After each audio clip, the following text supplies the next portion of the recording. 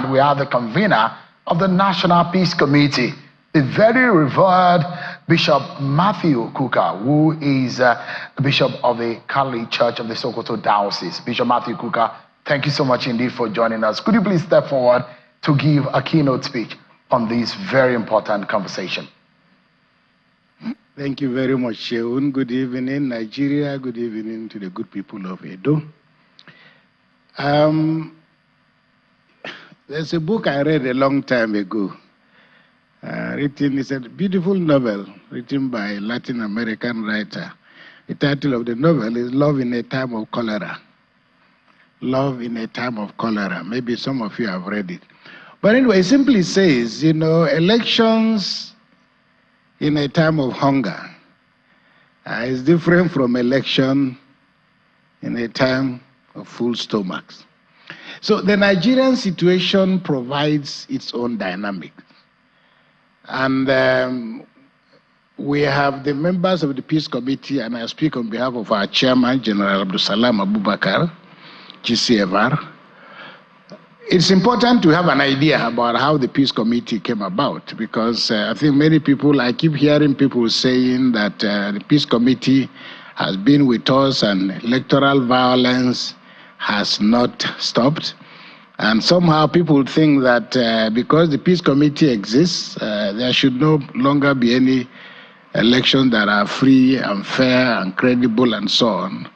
Well, we have objectives, but to go back, some of you may remember the 2014 elections that took place in Kenya and the violence that attended those elections, leading to an unprecedented violence that Kenyan elections had never seen.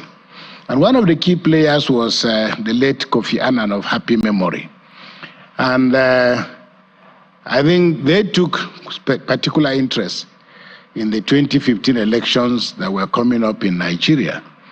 And of course, as you know, Nigerians like conspiracy theories. And there were conspiracy theories relating to the fact that the Americans had predicted that in 2015, Nigeria was going to break up. Although many Nigerians, 99% of those who commented about that report never really read the report itself. I was lucky to read the report. It made no such claims. But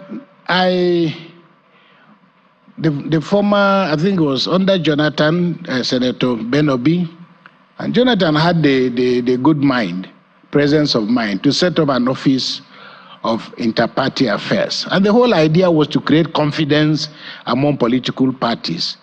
And it was during his time that he convened a meeting. I was invited to that conference, and Kofi Annan was around. Unfortunately, I couldn't physically be at the conference. But later that evening, I remember at about 8 p.m., I got a call from Chief Emeka Anyoku, and he had chaired that meeting. And my anxiety when I picked my phone was Chief Anyoku was going to come hard on me because I was expected to speak at that conference. And after the pleasantries, he said to me, he said, "Where are you?" I said, "I'm in Abuja, sir." And he said, "Well, we didn't see you at the conference." And I said, "I'm really very sorry. I had other engagements and I couldn't make it." But one of the very exciting things that I had seen on the news, which really shook me, was the idea of then Major General Muhammadu Buhari, who was the presidential candidate for the APC, in a very warm embrace with President Goodluck Jonathan. I was really shaken by that photograph. And so when I received this call, Kofi Annan says to me, he said, Chief Emeka Anyoku says to me, "Have you ever met Kofi Annan?" I said, "No." No. He said, "Do you know Kofi Annan?" And I said, "I know of Kofi Annan, but I have not had the pleasure and honor of meeting him." I said, "Well, he would like to meet you." And I was taken aback because, how would Kofi Annan be wanting to see me? But he said, "We're at the Hilton, and if you have a moment, he would like to see you." And I drove over to the Hilton, and I met Kofi Annan for the first time. And he said a few pleasant things. But one of the things he said to me, he said, "Look, we'd like a National Peace Committee to be set up in Nigeria to avert the possible violence that will arise from the Nigerian elections." And I was quite taken aback because I didn't know how Kofi Annan had heard about me. But anyway, story for another day. I was then saddled with the responsibility of convening a cross-section of Nigerians with enough reputation to be able to lend their moral voices to ensuring that the Nigerian elections will be free and fair. And that was how the Peace Committee came about. But when we finished, after the 2015 elections, as you know, all the projections literally came to nothing. Let me put it that way. But then after the elections, we decided as members of the Peace Committee to just shake hands and everybody will go home. But then we thought, well, let's even have an idea of how people felt about the elections. And we had a meeting with the media, different civil society groups. We had a meeting with the members of the council of the senior politicians in the APC and the PDP. We had a meeting with the speaker. We had a meeting with the Senate president. We had a meeting with President Jonathan. We had a meeting with President Buhari, who had just been sworn in then. And to our greatest shock and surprise, everybody enthusiastically from the media right across said, no, the Peace Committee cannot go home, because we thought everybody will shake hands and then we just go back home. And I thought these people that we had brought together were very, very busy people. You had His Eminence, the Sultan of Sokoto, Cardinal Onaikan, General Abdul Salam, all very respectable Nigerians who were very, very busy. And somehow one thing led to the other. The Peace Committee is still here. I don't want to say much to my disappointment, because I had hoped that by now elections would have gained enough traction. You know, you don't give out your daughter in marriage and then every time they are calling you to come and settle quarrel. But that's how I feel with the Peace Committee. So I think that going forward, let me tell you, as far as Edo is concerned, I am very convinced that Edo elections will come, they will pass, they will be peaceful, there may be arguments, and there ought to be arguments. Because the most important thing in political processes is that the more you have these debates, the more people have opportunities to ventilate, the better it is. I was in Rwanda, in Kigali, on the night they were releasing the results for the presidential election. And the taxi driver who took me from the airport, when I asked him, I said, you know, how were the elections? He said, oh, the elections went very well. Our president won the elections. He will win again. He will win again. And he will win until he dies. Now, compare that with the Nigerian process.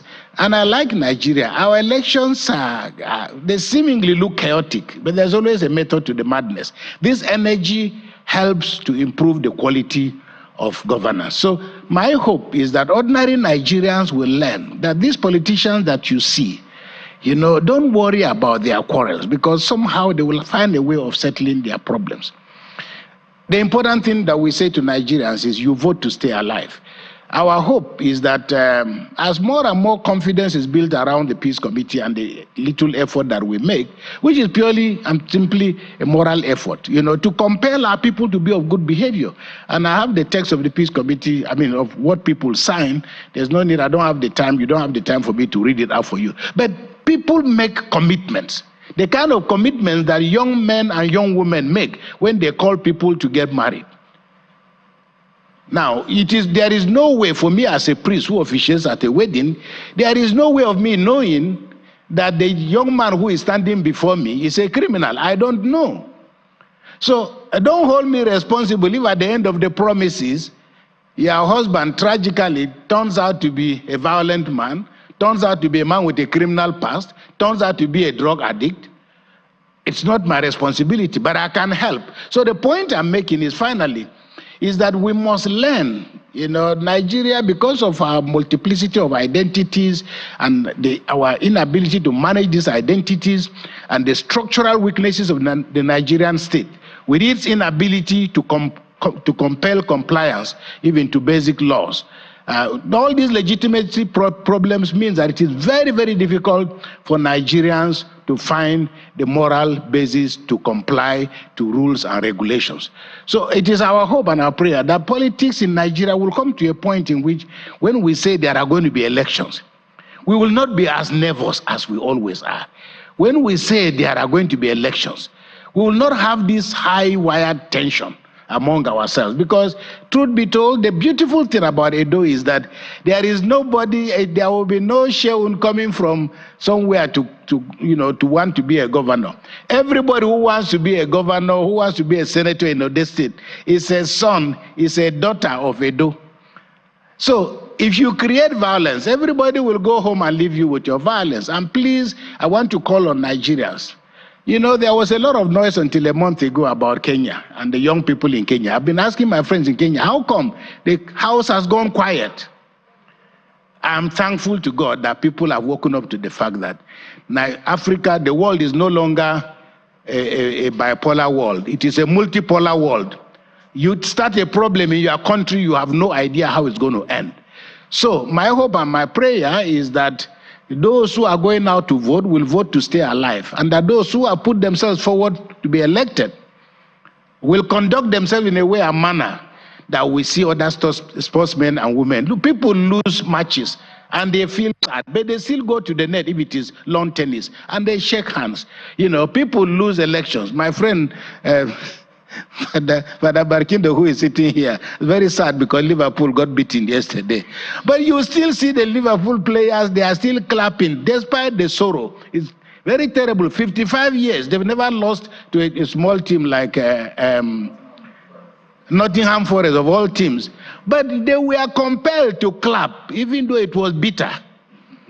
You know, so, but if you are a national supporter, you will be clapping and clapping and clapping, and you know the reason why it is so. So please, let's vote to stay alive, and then let's hope and pray that nobody will lose his life. Because look, all this fighting, it happens. The University of Sheffield just released a report showing that barely less than 1 month, between about the middle of June to the 4th of July, there were, you are talking of 60 incidents of violence. Well, in the UK, it was not violence. But they tracked 85,000 in about 3 weeks. Abuses directed at Rishi Sunak, at Kestama, at, what was the name again? Sue Baverman, and Dan Abbott. Just the 5 of them, 85,000 abuses across the internet. So, you know, it's not a reason. We are happy that in their own case, it was not bloodletting. So our hope and our prayer is that democracy will continue to offer us the opportunities that it has promised, and that Nigerians will sign on to a peaceful country and to a peaceful democratic process. And we thank all those who sacrifice their life, whether they are security agents, whether they are policemen, members of INEC. We saw what happened to INEC officials. You know, people give their lives for the good of this country. Let's support them and hope that Nigeria will grow and become a truly democratic country, and that those that we elect, please, we elect you to make us, not for you to enjoy on our behalf. We elect you to make life much better for the rest of us. So our hope and our prayer is that Nigeria will become very enthusiastic about elections, but for that to happen, those we elect must deliver the goods of democracy. Thank you very much.